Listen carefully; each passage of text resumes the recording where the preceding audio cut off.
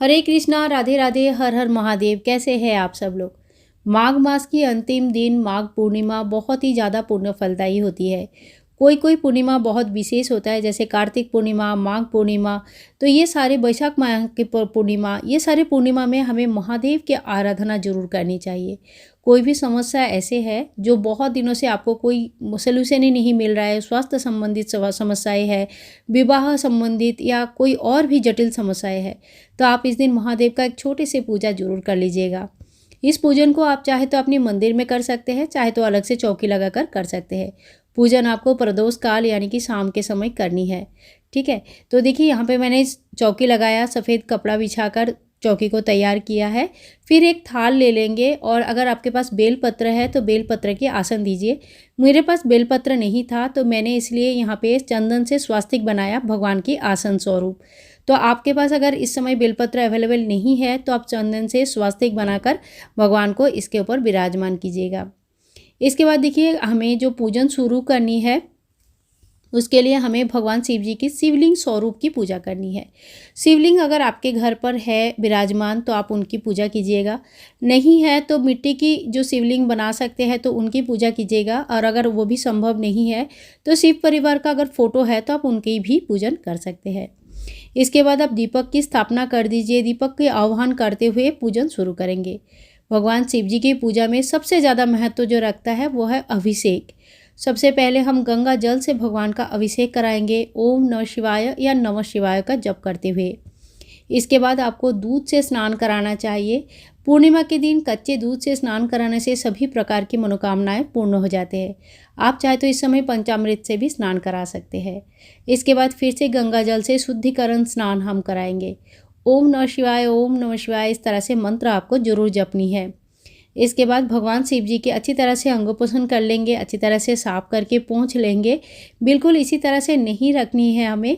हम लोग जैसे नहा धो के आराम से तैयार होते हैं, बहुत ही सुंदर श्रृंगार करते हैं, उसी तरह से भोलेनाथ का भी हमें श्रृंगार करनी है। ये जो स्नान जल है ये आप चाहे तो अपने चरणामृत हिसाब से आप ग्रहण कर सकते हैं या तो फिर पौधे में डाल सकते हैं। तुलसी में इस जल को नहीं डाला जाता है, याद रखिएगा। आज पूर्णिमा के दिन आप चांदी की व्यवहार भी ज़्यादा कर सकते हैं, इससे भी चंद्रमा का घटित जो दोष है वो कम होती है। चांदी के एक प्लेट में मैंने फूलों की आसन लगाया और भगवान शिव जी को विराजमान किया। देखिए तो इस तरह से ना भगवान शिव जी के जो जलाधरी है वो उत्तर के साइड रहेगा और आपको उसके उल्टे साइड में बैठ के पूजन करनी है। तो घर पर जब पूजन करेंगे तो इस दिशा का बिल्कुल ध्यान रखिएगा। जलाधरी जो है वो हमेशा ही नॉर्थ डायरेक्शन में होता है और हमको उनके ऑपोजिट साइड में बैठ के पूजा करना होता है। इसके बाद भगवान शिव जी को हम इत्र मालिश करेंगे।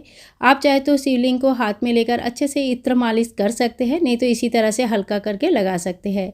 इत्र मालिश करना भगवान शिव जी को बहुत ही ज़्यादा बढ़िया उपाय है हर तरह का मनोकामनाओं को पूर्ण करने के लिए। इसके बाद हम भगवान शिव जी को तिलक कर देंगे चंदन से। और ध्यान रखें भगवान शिव जी के ऊपर कभी भी हल्दी कुमकुम नहीं चढ़ती है, तो आप गलती से भी हल्दी कुमकुम इत्यादि मत चढ़ाइएगा।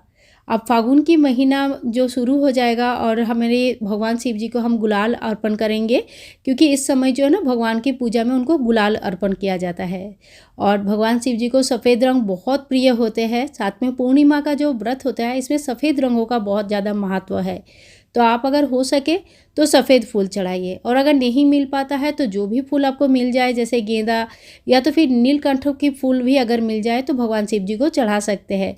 उनको ये बहुत प्रिय होता है। भगवान शिव जी की और एक सबसे प्रिय वस्तु में से है भस्म। अगर संभव है तो घर में थोड़ी सी भस्म आप जरूर रखिए और हर सोमवार के सोमवार भगवान शिव जी को भस्म चढ़ाइए। भस्म बहुत ही ज़्यादा ठाकुर भगवान को प्रिय होते हैं। और अब हम चढ़ाएंगे बेलपत्र। अगर आपके पास बेलपत्र है तो बेलपत्र के ऊपर चंदन लगाकर कम से कम 11 बेलपत्र आपको चढ़ाना चाहिए। इससे ज़्यादा आप 21, 51, 108 कितना भी चढ़ा सकते हैं। और अगर नहीं है तो देखिए इस तरह का तांबा, पीतल या तो फिर चांदी का भी बेलपत्र बनाकर आप रख सकते हैं, ये रेडीमेड मिल जाता है। ये बेलपत्र भी धोकर इसमें चंदन लगाकर भगवान को आप चढ़ा सकते हैं कितनी भी बार। अगर आपके यहाँ पे बेलपत्र को मिलने की थोड़ी दिक्कत है तो आप इस तरह से बेलपत्र का यूज़ कर सकते हैं। इसके बाद उनके सबसे प्रिय जो श्रृंगार है वो है रुद्राक्ष की माला। तो हम भगवान को रुद्राक्ष की माला अर्पण करेंगे, जनेऊ अर्पण करेंगे। ध्यान रखें, भगवान शिव जी को हमेशा ही सफ़ेद जनोई चढ़ता है।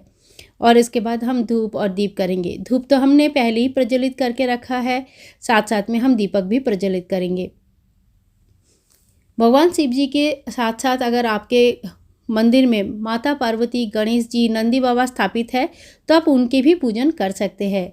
लेकिन बिल्कुल सरल उपाय से मैंने दिखा रही हूँ, इसीलिए खाली शिवलिंग की पूजा करके आपको दिखा रही हूँ। तो देखिए, इसके बाद भगवान शिव जी को आपको चढ़ानी है कोई फल जो कि सीजनल हो। बेर इस समय बहुत ही ज़्यादा महत्व रखता है, तो बेर जरूर चढ़ाइए, अंगूर चढ़ाइए, ग्रीन जो हरा फल होता है ना, वो ग्रीन फल चढ़ाइए। और इसके बाद जो है ना, हम कुछ सफ़ेद मिठाई या खीर की भोग चढ़ाएंगे। खीर इस दिन ज़रूर बनाया जाता है, तो आप खीर ज़रूर बना लीजिएगा। 1 लोटा जल चढ़ाएंगे और इसी जल से शाम को जब चंद्रमा उदय होंगे तो उनको हम अर्घ्य देते हैं। तो 1 लोटा जल हमें पूजा के में ज़रूर रखनी है। इसके बाद देखिए, हाथ में एक फूल लेके आप चाहे तो इस दिन माघ महात्म पढ़ सकते हैं। माघ मास की आखिरी दिन है। अगर अपने पूरे महीने पढ़ते आ रहे हैं तो लास्ट अध्याय बचेगी, वो पढ़ लीजिएगा। और अगर नहीं पढ़ा है तो आप चाहे तो थोड़ा सा समय निकाल कर पूरा बुक भी पढ़ सकते हैं। और अगर इतना नहीं पढ़ सकते हैं तो आप भगवान शिव जी की व्रत कथा, जो पूर्णिमासी की व्रत कथा आती है, वो भी पढ़ सकते हैं। पढ़ने के बाद बुक को आप चौकी में ही रख दीजिए और जो फूल था हाथ में वो भगवान शिव जी के चरणों में रख दीजिएगा। इसके बाद हम आरती कर लेंगे। भगवान शिव जी की जो भी आरती आपको आती है तो आरती गा के आरती कीजिए, नहीं आती है तो कहीं से सुनकर या पढ़कर आप आरती कर सकते हैं। आरती होने के बाद आप हाथ में थोड़ी सी जल लीजिए और 3 बार इस तरह से घुमा के आरती को वार लीजिएगा, यानी कि आचमन कर लीजिएगा। इसी तरह से हमारी पूजा संपूर्ण होता है। पूर्णिमा में आपको कुछ दान जरूर करनी चाहिए। दान मैंने यहाँ पे अलग से नहीं दिखाया है, लेकिन पूर्णिमा के दिन स्नान और दान की विशेष महत्व होता है। दान आपको 24 तारीख को करनी है, 23 तारीख को आपको पूजा करनी है और जितना भी हो सके अपनी सामर्थ्य अनुसार कर सकते हैं। तो आज की वीडियो यहीं समाप्त करती हूँ। आशा करती हूँ आज की वीडियो आप लोगों को बहुत पसंद आया है।